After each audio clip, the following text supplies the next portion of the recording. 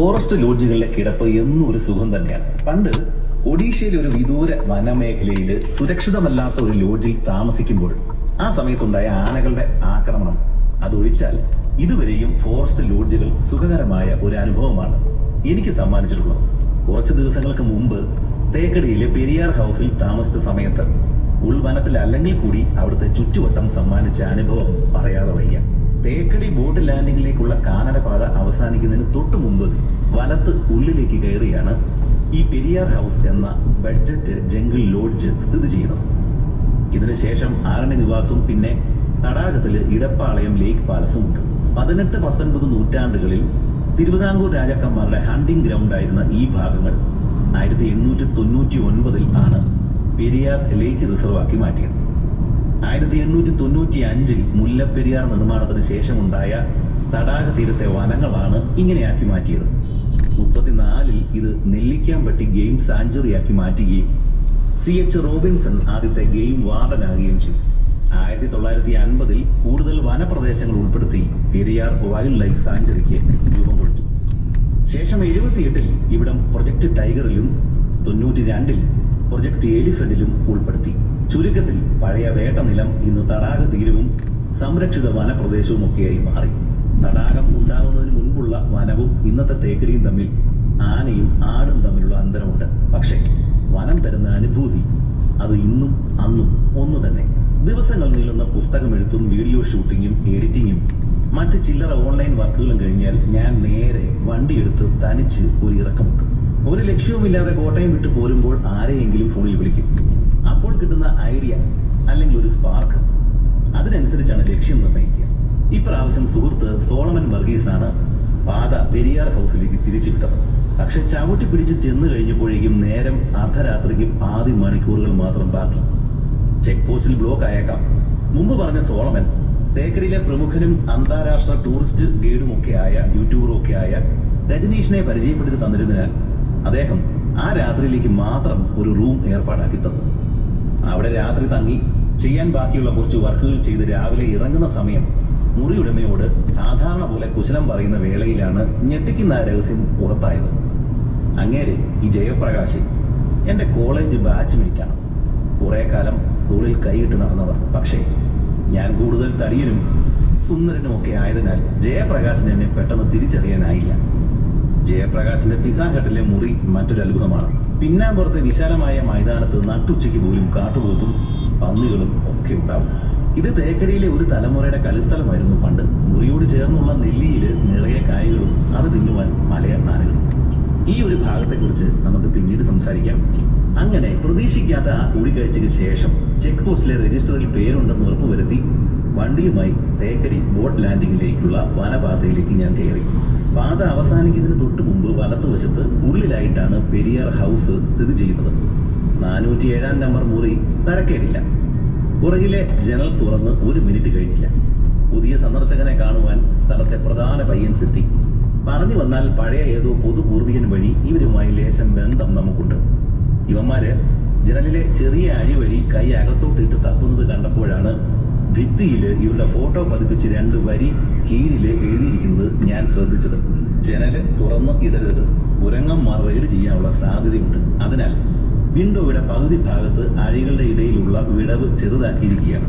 വേണമെങ്കിൽ കാറ്റിനായി മാത്രം ആ ഒരു ഭാഗം മാത്രം തുറന്നിടാം.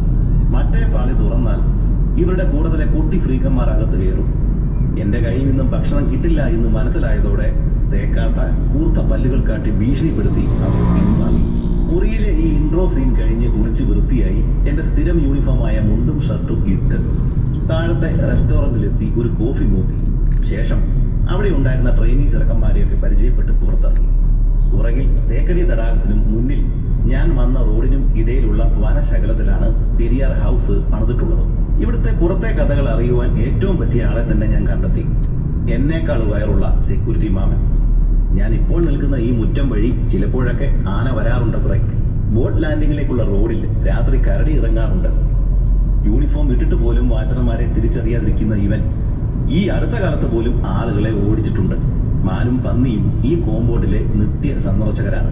പക്ഷേ ഏറ്റവും രസമുള്ള കാര്യം അദ്ദേഹം അവസാനമാണ് പറഞ്ഞത്. പുറകിൽ ഒരു സ്ഥലത്ത് ജോലിക്കാർ ഭക്ഷണം കഴിക്കുന്ന കെട്ടിടത്തിന്റെ മുറ്റത്ത് അവർ രാത്രി കുറച്ച് ഭക്ഷണം കരുതി വെക്കും. ഇത് തിന്നുവാൻ മുള്ളൻ പന്നികൾ എല്ലാ ദിവസവും എത്തും. ഈ പറഞ്ഞതിൽ എനിക്ക് ഏറ്റവും രസകരമായ സംഭവമായി തോന്നിയത് അതാണ്. പണ്ട് പറമ്പിക്കുളം പോയപ്പോൾ ചെക്ക് പോസ്റ്റിലെ ബൾബിന്റെ വെട്ടത്ത് രാത്രിയിൽ മാനുകൾ വന്നിരിക്കാറുള്ളത് കണ്ടിട്ടുള്ളതാണ്. അതും ഇതുപോലെ എല്ലാ രാത്രികളിലും ഉണ്ടായിരുന്നു. മൃഗങ്ങളെ അതേതുമായിക്കോട്ടെ അവരുടെ സ്വന്തം ആവാസ വ്യവസ്ഥയിൽ തൊട്ടടുത്ത് കാണുന്നത് വളരെ സന്തോഷം തരുന്ന കാര്യമാണ്. പക്ഷേ രാത്രിയാവാൻ ഇനിയും സമയമേറെ കിടക്കുന്നു. റിസപ്ഷനിൽ ചെന്ന് ബോട്ട് സഫാരിക്ക് ബുക്ക് ചെയ്തു.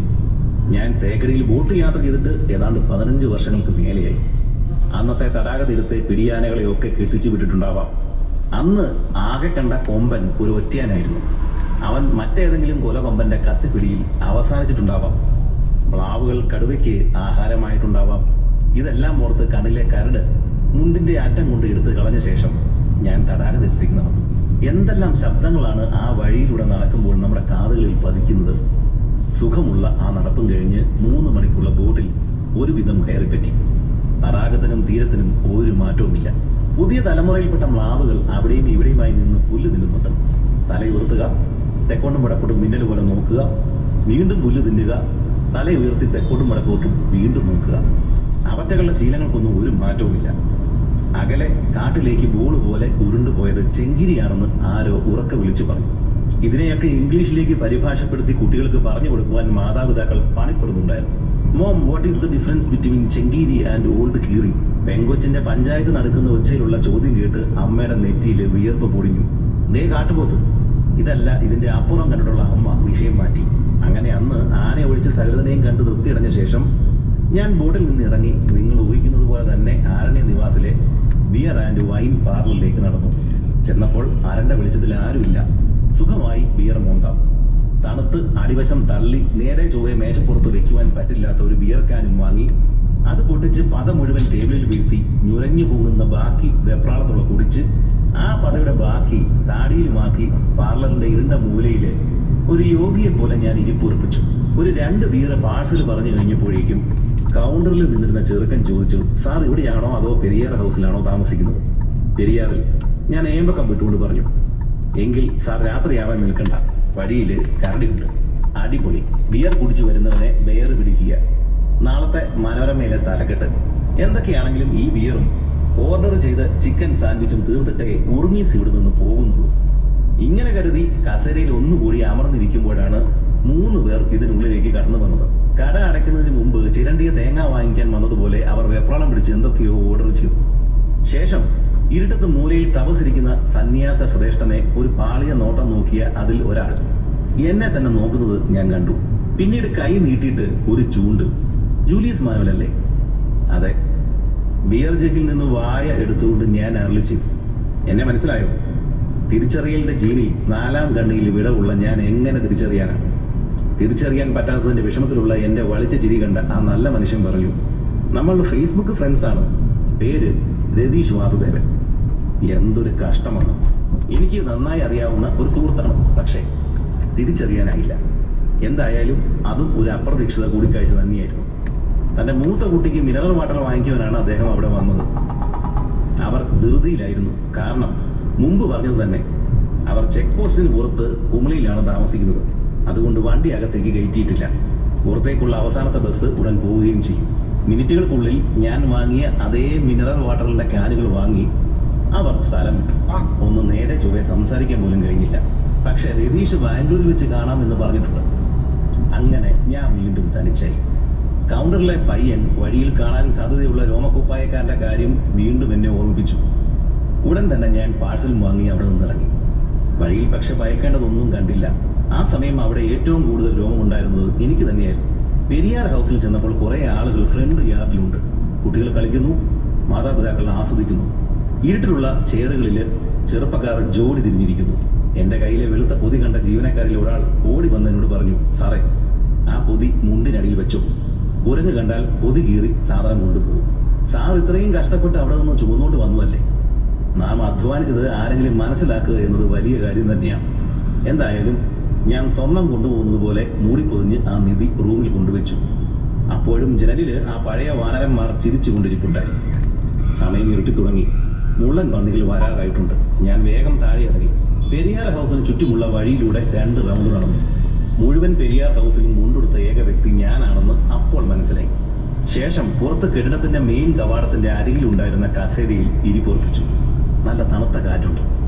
പുറകിലെ കാട്ടിൽ നിന്നും എന്തൊക്കെയോ ശബ്ദങ്ങൾ. മുന്നിലെ അരണ്ട വെളിച്ചത്തിൽ 1-2 കുട്ടികൾ കളിക്കുന്നു. ഞാൻ നിവർന്നിരുന്നു. എന്തെങ്കിലുമൊക്കെ ചിന്തിക്കാനുള്ള സമയം. മനസ്സിന് നല്ല സുഖം.